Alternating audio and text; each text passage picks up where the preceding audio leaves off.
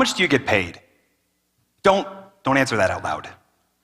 But put a number in your head. Now, how much do you think the person sitting next to you gets paid? Again, don't answer out loud. At work, how much do you think the person sitting in the cubicle or the desk next to you gets paid? Do you know? Should you know? Notice, it's a little uncomfortable for me to even ask you those questions. But admit it, you kind of want to know. Most of us are uncomfortable with the idea of broadcasting our salary. We're not supposed to tell our neighbors, and we're definitely not supposed to tell our office neighbors. The assumed reason is that if everybody knew what everybody got paid, then all hell would break loose. There'd be arguments, there'd be fights, there might even be a few people who quit. But what if secrecy is actually the reason for all that strife? And what would happen if we removed that secrecy? What if openness actually increased the sense of fairness and collaboration inside a company? What would happen if we had total pay transparency? For the past several years, I've been studying the corporate and entrepreneurial leaders who question the conventional wisdom about how to run a company. And the question of pay keeps coming up, and the answers keep surprising. It turns out that pay transparency, sharing salaries openly across a company, makes for a better workplace for both the employee and for the organization. When people don't know how their pay compares to their peers, they're more likely to feel underpaid and maybe even discriminated against. Do you want to work at a place that tolerates the idea that you feel underpaid or discriminated against? But keeping salaries secret does exactly that, and it's a practice as old as it is common. Despite the fact that in the United States, the law protects an employee's right to discuss their pay. In one famous example from decades ago, the management of Vanity Fair magazine actually circulated a memo entitled "Forbidding Discussion Among Employees of Salary Received." Forbidding discussion among employees of salary received. Now, that memo didn't sit well with everybody. That New York literary figures Dorothy Parker, Robert Benchley, and Robert Sherwood, all writers in the Algonquin Round Table, decided to stand up for transparency and showed up for work the next day with their salary written on signs hanging from their neck. Imagine showing up for work with your salary just written across your chest for all to see. But why would a company even want to discourage salary discussions? Why do some people go along with it while others revolt against it?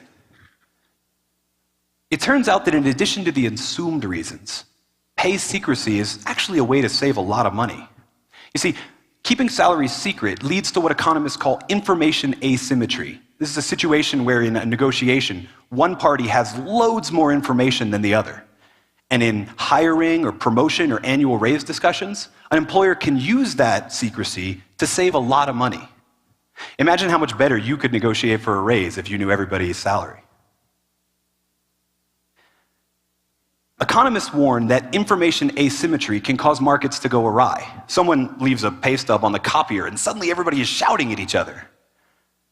In fact, they even warn that information asymmetry can lead to a total market failure. And I think we're almost there. And here's why. First, most employees have no idea how their pay compares to their peers. In a 2015 survey of 70,000 employees, 2/3 of everyone who's paid at the market rate said that they felt they were underpaid. And of everybody who felt that they were underpaid, 60% said that they intended to quit, regardless of where they were, underpaid, overpaid, or right at the market rate. If you were part of this survey, what would you say? Are you underpaid? Well, wait, how do you even know? Because you're not allowed to talk about it. Next, information asymmetry, pay secrecy, makes it easier to ignore the discrimination that's already present in the market today. In a 2011 report from the Institute for Women's Policy Research, the gender wage gap between men and women was 23%. This is where that 77 cents on the dollar comes from.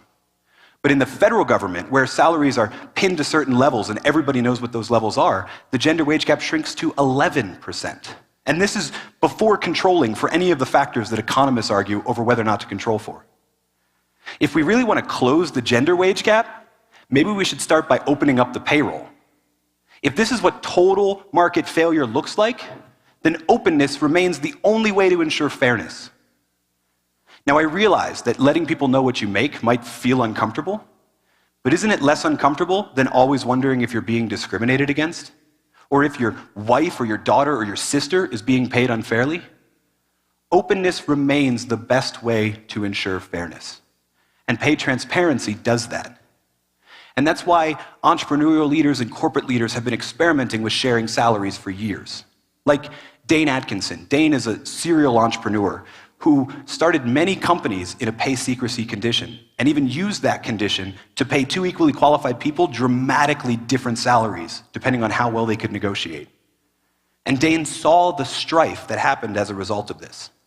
So when he started his newest company, Sumall, he committed to salary transparency from the beginning. And the results have been amazing.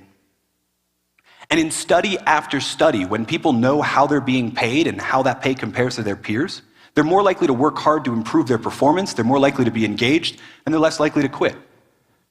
That's why Dane's not alone. From technology startups like Buffer to the tens of thousands of employees at Whole Foods, where not only is your salary available for everyone to see, but the performance data for the store and for your department is available on the company intranet for all to see. Now, pay transparency takes a lot of forms. It's not one size fits all. Some post their salaries for all to see, some only keep it inside the company. Some post the formula for calculating pay, and others post the pay levels and affix everybody to that level. So you don't have to make signs for all of your employees to wear around the office, and you don't have to be the only one wearing a sign that you made at home.